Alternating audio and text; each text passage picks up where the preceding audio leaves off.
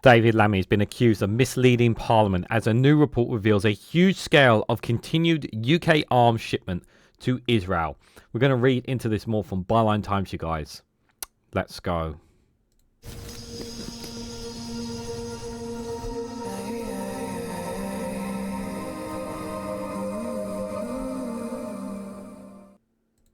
Good morning, good afternoon, good evening, wherever you are in the world. This is Reganelite here with an article from Byline Times with the headline that David Lammy accused of misleading Parliament as a new report reveals a huge scale of continued UK arms shipment to Israel. Thousands of items categorised as munitions of war continue to be sent to Israel after the Keir Starmer's government suspended a series of arms sales to the country. Guys, a reminder, hit that like button and share this across social media so others are notified of this video. Now, I've made my position numerous times on the situation in the Middle East. And for those who are unaware, that Israel plans to not only keep control of Gaza, but to hold it for the foreseeable future. There have been terms of conquest in Gaza. They've refused to rule out annexing Gaza. And they basically have made it clear that their intention is to push the Palestinian people out of territory. No plan of where to move them to or what the plan is, apart from taking the territory for their own. They want to genocide, ethnic cleanse, push out, and take the whole land for themselves. The whole of the Gaza Strip for themselves. That is what Israel's plan is. They want it all for themselves. And what's being done about it? Again, nothing. I have talked about this countless times on Rumble. I have posted the continuous attacks and strikes that have been in the occasional short videos. I have covered some of the atrocities on the live stream on the Snowflake Watch. I don't know how much more information I need to put in front of people about how horrifying what's happening there. But it feels like only up until now, this is the part that really infuriates me, up until now, that maybe some politicians are starting to realise, oh, maybe I shouldn't be supporting Israel. Maybe we should be doing something about this. And I'm like, you are only now realising the situation that's taking place, that so many children are literally dying of starvation. Only now it kind of clicks into your head. Maybe we should do something about this. Maybe we should condemn Israel. Maybe we should take action. Only now. At this moment in time, there is no change from this government at the time of this recording to do anything to stop their relationship with Israel. None. But every day that passes, it continues to make us complicit in the actions that Israel are doing. And I'm telling you right now, this continued arms shipments to Israel does not surprise me. It should not surprise me. It should not surprise any of you, because we know that neither Conservative nor Labour want to change their position about Israel. They don't want to. But the pressure is piling on.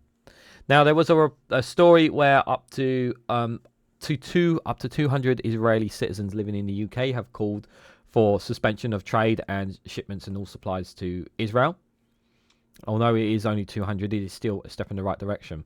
We need more British Jews and British Israelis to stand up and say, enough is enough. I will not sit on the sidelines and watch what is happening. It's an atrocity, because for all the condemnation that we have of Hamas and what they have done, and we all do, does not give justification for what Israel have done since then.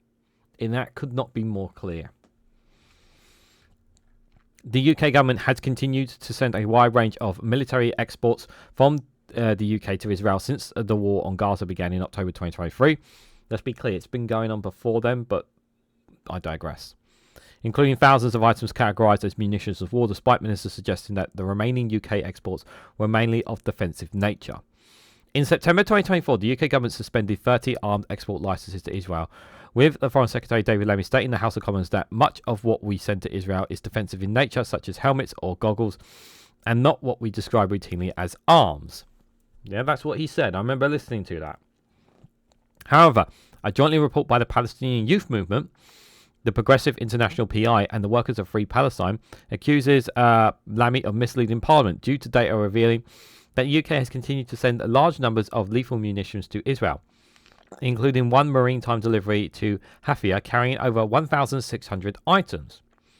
Shipments sent after Lammy's announcement included 8,630 separate munitions exports placed in the category bombs, grenades, torpedoes, torpedoes, mines, missiles, and similar munitions of war, and parts thereof other. Zara Sultana, a suspended Labour MP from Coventry South, has said, "This explosive report shows the government have been lying to us about the arms it is supplying to Israel while it wages genocide in Gaza. Far from the helmets and goggles, the government has been sending thousands of arms and ammunition goods, even still supplying components of the world's most lethal fighter jets. By the government's own admission, continued direct supply of F-35 parts to Israel will put Britain at clear risk of contributing to Israel's violations of international law and therefore breaching our own legal obligations." We've already done that, guys. We've already done that at this point, in my opinion.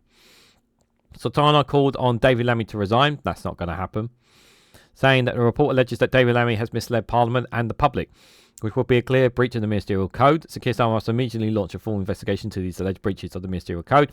If David Lammy or any other minister have breached the code, they must resign.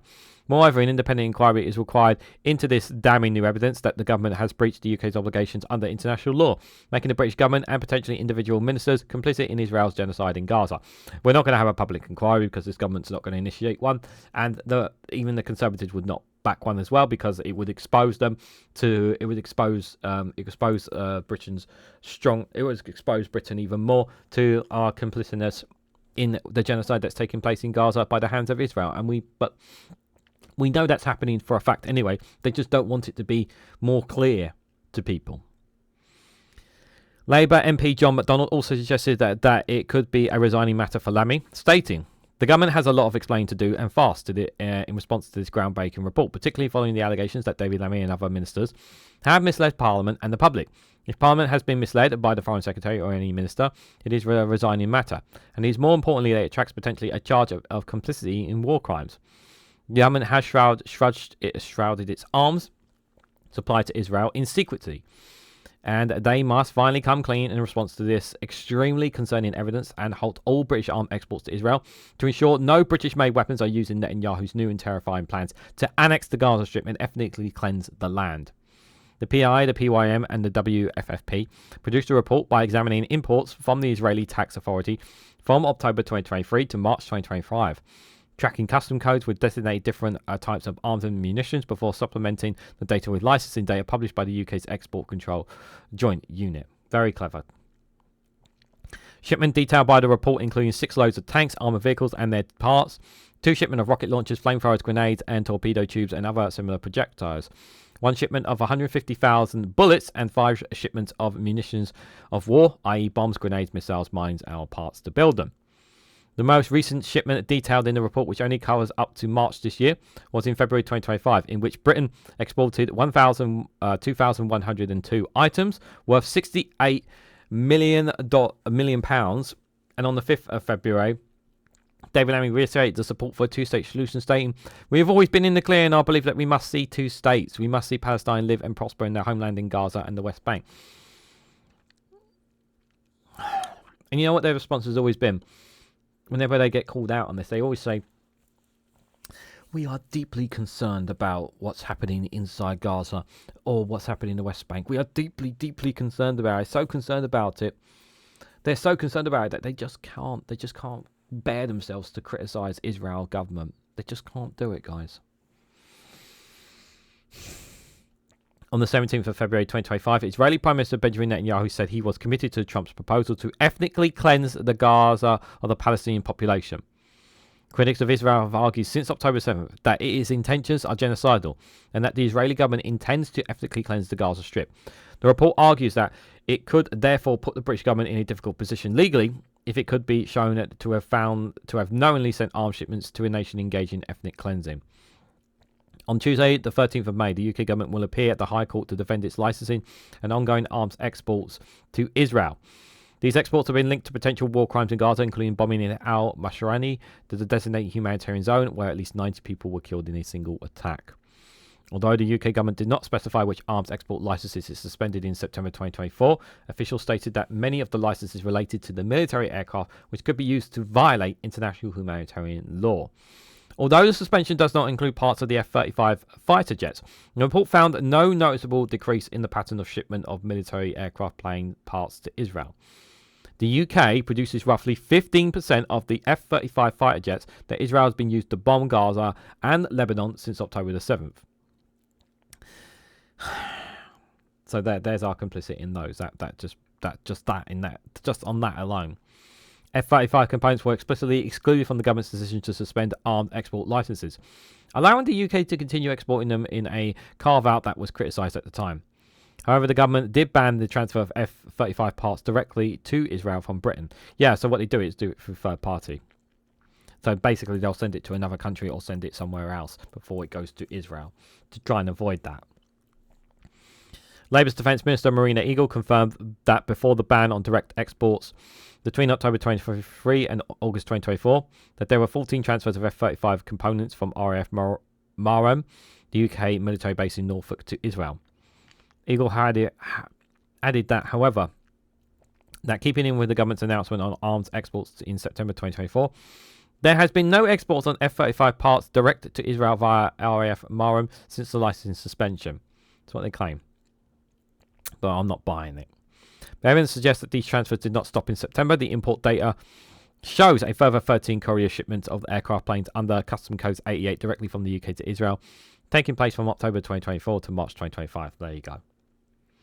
11 of the shipments were of items labelled as part of airplanes, helicopters and unmanned aircraft. The Foreign Office refuses to confirm to drop a site news, who also saw the report if these aircraft parts were for the F-35s. Jeremy Corbyn, the former leader of the Labour Party and independent MP, said, "Government is yet to respond to our calls for a full public inquiry into the UK's role into Israel's military assault in Gaza. This shocking report explains why. When will the UK government come clean about the reality of military cooperation with Israel? The public deserves to know the full scale of the UK's complicity in crimes against humanity, and we are not going anywhere until we have established the truth." Spokesperson for the Palestinian Youth Movement has said, "These findings prove what we have long suspected. The British government have been lying to the public, to Parliament and the public in an attempt to cover up its complicity in the genocide of our people. But while the government establishes the flow of weapons of war and ethnic cleansing, poll after poll shows the British people stand with Gaza and are determined a ban on arms to Israel. Our movement will continue to build pressure and use this new evidence to escalate our tactics, working with workers, trade unions, youth, students and community groups across the country to enact a people's arms embargo and end Britain's collaboration in this genocide." Barline's Times requested a specific date of the February arms shipment from the Foreign Office, but he did not get a response to the question. In a statement, a spokesperson said, "This government has suspended relevant licenses for the IDF that might be used to commit or facilitate serious violations of international humanitarian law in Gaza." Of the remaining licenses for Israel, the vast majority are not for Israeli defense forces but are for civilian purposes or re-exports, and therefore are not used in the war in Gaza. The only exemptions is the F-35 program due to its strategic role in NATO and wider implementations for international peace and security. Any suggestions that the UK is licensing upper weapons to be used by Israel in this war is misleading. Well, we'll see about that. So all that information we've just seen is apparently a lie, according to the spokesperson. Okay. UK is totally opposed to the expansion of Israel's military operations in Gaza.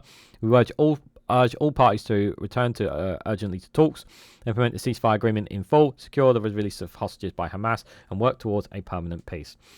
This was written by Ollie Hayes here, and I don't buy for a single second that we are not complicit. I think we are very much complicit in this, in the genocide that is taking place. I have seen enough footage to know that. And by the way, America is definitely complicit because I've seen video footage of American-made weapons and arms. Literally, there was one piece of a weapon or an arm that had the American flag on it, and it was inside Gaza. So we know that America are complicit. I haven't seen it for the UK though.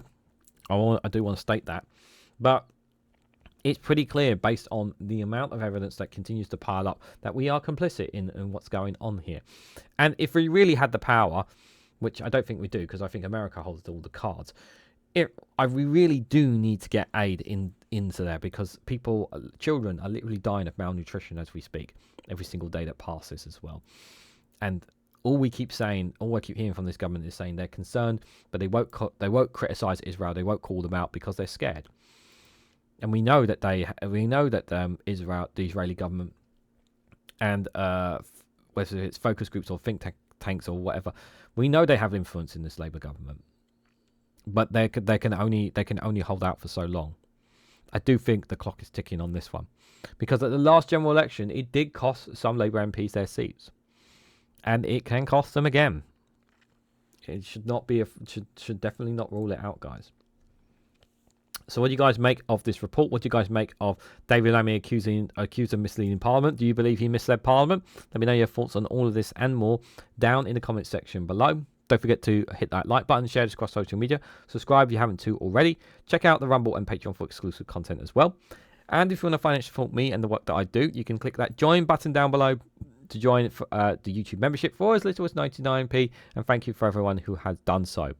So I hope to catch you all very, very soon.